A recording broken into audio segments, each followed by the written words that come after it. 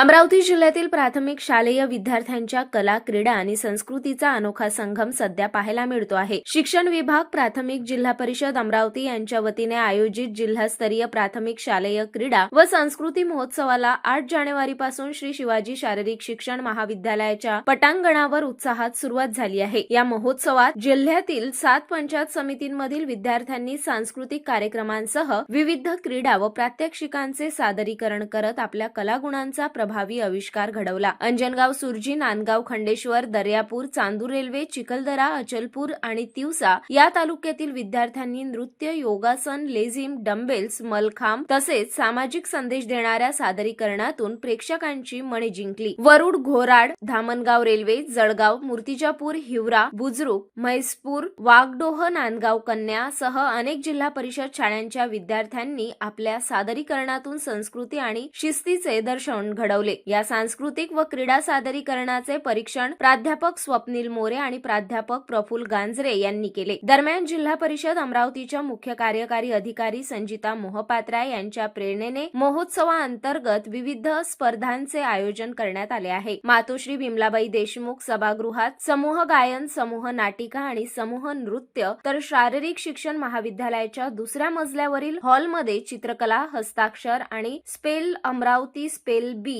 स्पर्धा पार पडल्या. या सर्व स्पर्धांमध्ये जिल्ह्यातील 14 तालुक्यातील विद्यार्थी उत्स्फूर्तपणे सहभागी झाले होते. या क्रीडा व सांस्कृतिक महोत्सवाची माहिती प्रसिद्धी प्रमुख विनोद गाडे, विनायक लकडे, राजेश सावरकर, शकील अहमद, हेमंत कुमार यावले आणि पूनम उईके यांनी दिली आहे.